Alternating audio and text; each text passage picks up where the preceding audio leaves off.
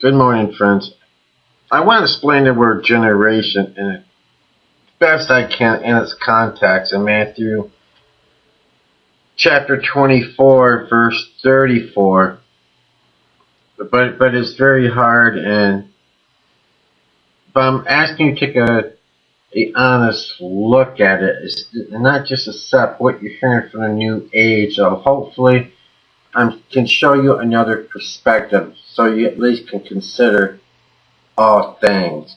Words, definitions, how they were formed and where they come from can be difficult sometimes. Let me give you an example. Romans 12:2, it says, "Be not conformed to this world, but be transformed by renewing of your mind." That word world there, be not conformed to this world, is the word eon, if I'm pronouncing this right, and it means time or age. Paul was telling us not to be conformed to these times or age in which we are living in.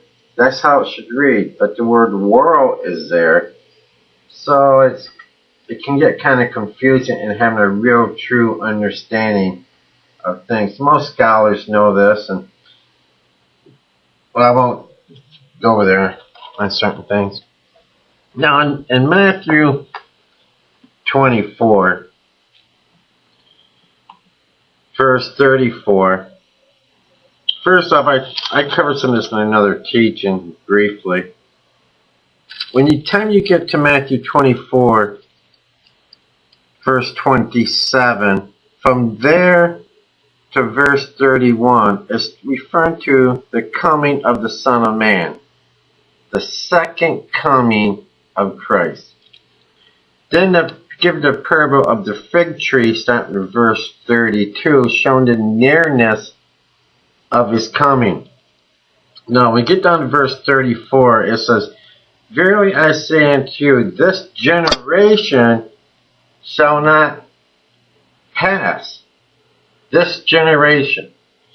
Now, when you look the word generation up, it's 1074. And most of you that have watched my other videos know I ain't good at pronouncing Greek and hardly speak English for my autism. So I just give you the number, so you at least can see it for yourself. It's 1074. From a presumed derivative, I believe that was DER, comma stands for, of 1085. A generation, comma, a age, parentheses, the period or the persons. So it can refer to a period in time or to a certain sect of people. Generation, nation, time. Now let me give you some examples here on something. This is something we have to take slowly if we're going to understand. Now, Matthew 24:34 is referred to a group of people of the same genealogy. It can be used that way. And let me give you a verse. Back in Matthew, since we're in Matthew, there's other places, but since we're in the book of Matthew, I use Matthew. Matthew chapter 1, verse 17. "So all the generations of Abraham to David are 14 generations, and from David until the carrying away into Babylon are 14 generations." So he's showing there a genealogy of a certain group of people, over a race of people. Now, keeping that in mind, bear with me here. Let's go over to Acts 14.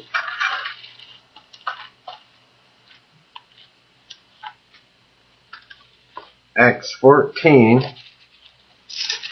So I don't mark this stuff ahead of time. That's where you can kind of follow along, and if you wanted to, and look up the same way, you probably get there quicker than I do. Acts 14:16. Okay, Acts 14:16 says this, who in times past suffered all nations to walk in their own ways. The word times there, check it out. Would you be surprised to know it's 1074? The same word for the word generation. Because it can refer to a past time or a present time. It really can get complicated. But just trying to give you an outline of how that word generation here can be used. It can refer to in a genealogy way, refer to a race of people, or it can be used also in the word of time. Rather, a period of time, a set time, or continuous time. It goes on forever. Now, in Matthew 11:16, let me show you something out how that word is used. Matthew 11.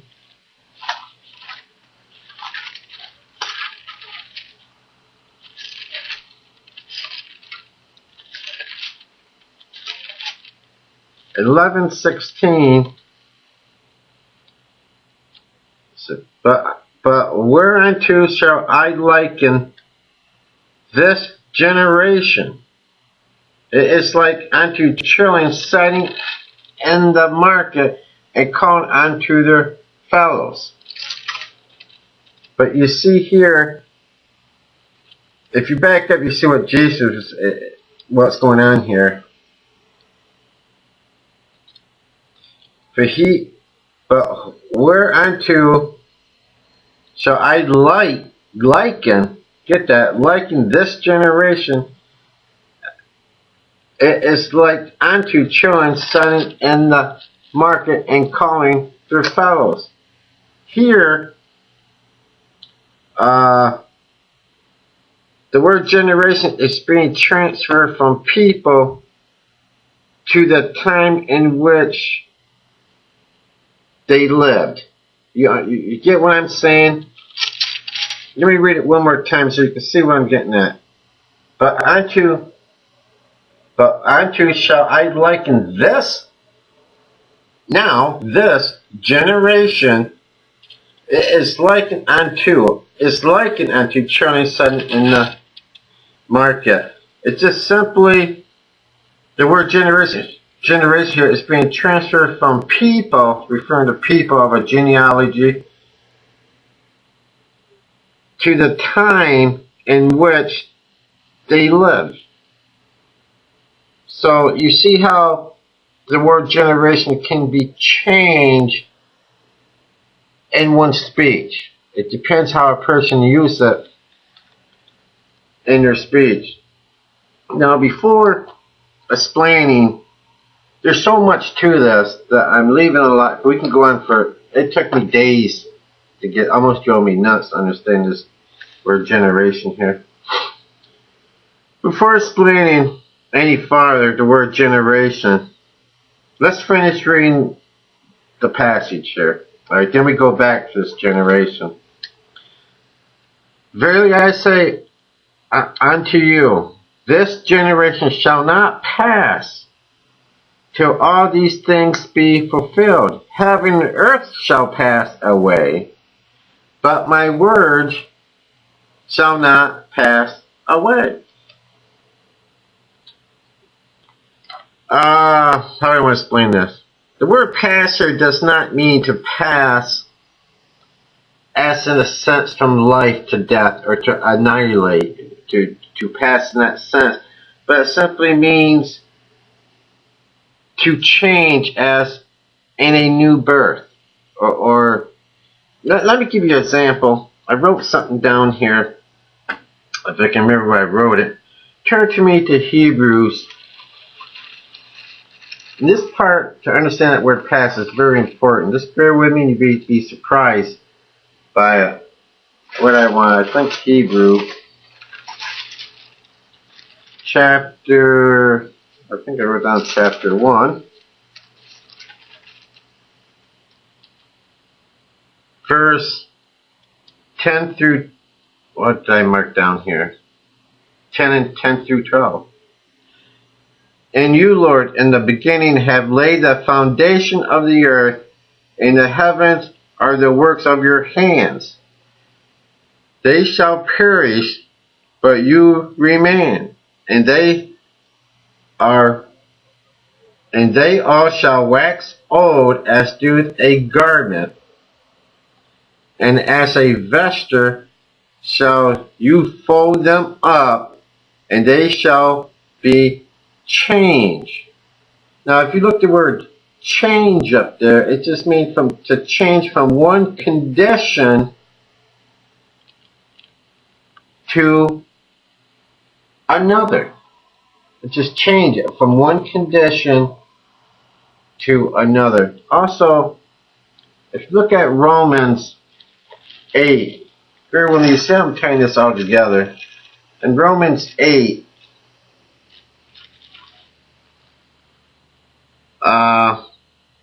8:20. Let me start with verse 20. Romans 8:20. For the creature, talking about the creation, look that word creature up there, talk about the creation, this earth, was made subject to vanity, not willingly, but by reason of him who has subjected the same in hope. Because of Adam and fall, we know what? God cursed the ground. Because the creature itself also shall be delivered from the bondage of corruption into glorious liberty of the children of God. For we know that the whole creation groans and travail in birth, travail and pain together until now. It's referring to your tornadoes, your earthquakes, your hurricanes. The earth is in pain. It moans and it groans for the adoption. So back in Matthew, when it talks about heaven and earth shall pass away, the word pass are not used in the sense of annihilate. It's going to be totally wiped out, totally destroyed.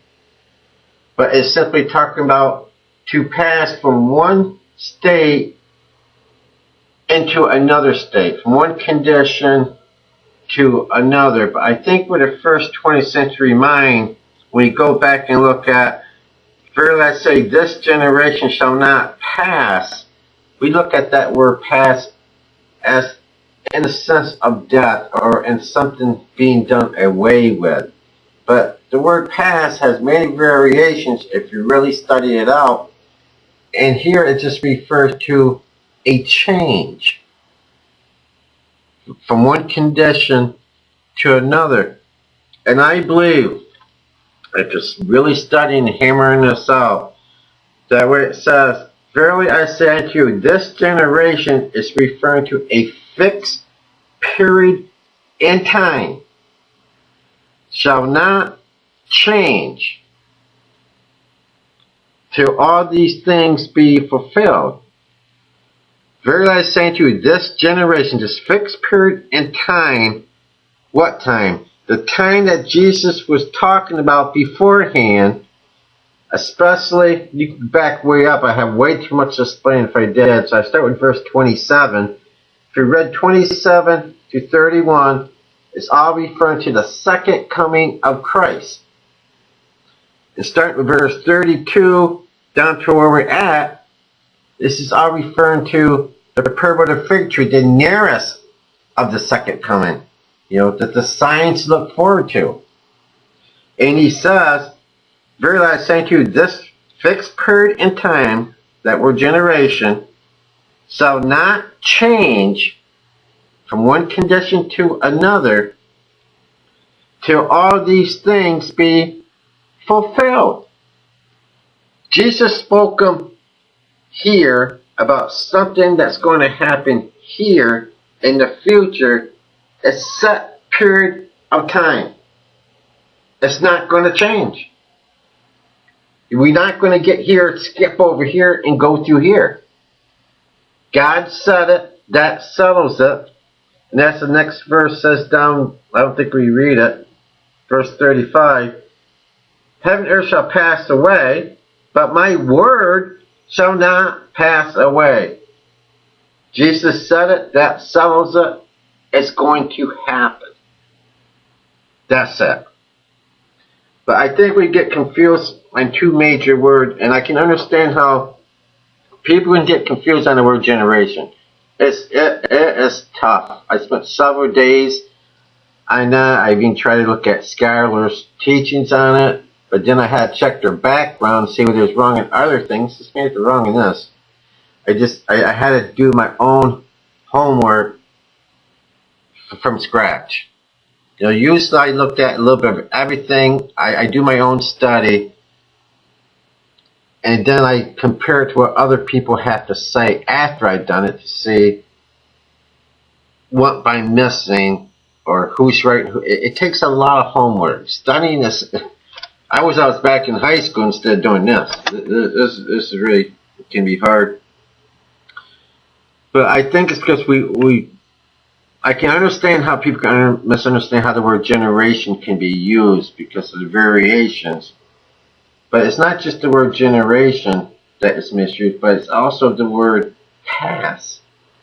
Because we always, in our first 20th century mind, we always see the word pass as in a passing away in death or a passing of time or something like that. But it's not always used in that variation in the Greek. It also has many, but one of those things is a passing from one condition to another. And the word also has to do with age. And as you can go on for, let me give you an example where my mind's at here. If you go to Ephesians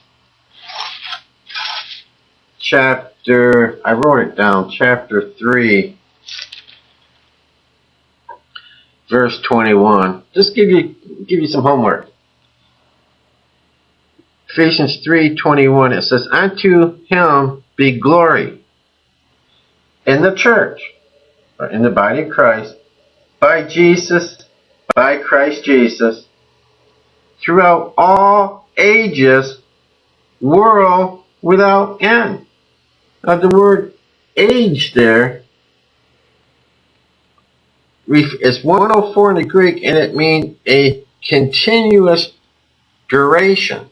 A continuous duration. I think if you look at some of the words for always, ALWAYS, it'd be the same word. And the word world there was formed from that word age, meaning the same as the one in Hebrews there, I mean in Romans 12:2, age or times. You know, and it can get complicated when you really look at all this stuff. I was looking at it, that word generation, because it has the word age, and it just goes on and on and on. So you have to be careful of definitions, because most people know that study their Bible. I lost my page now.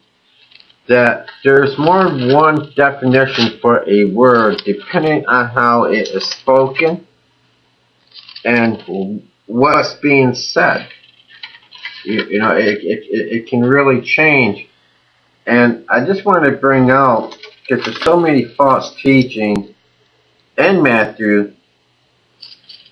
Let me get back to Matthew 24.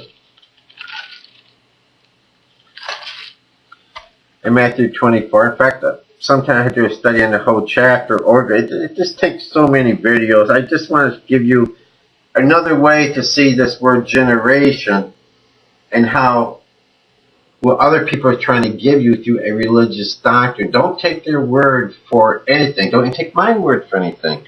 Study to show thyself approved. Look these words out. Get the good materials and the stuff you need. And it does cost money to be able to check these words out for yourself, because I really believe, and is there a possibility I could be wrong? Certainly. But I don't think so with the context of the whole Bible when I really look at things.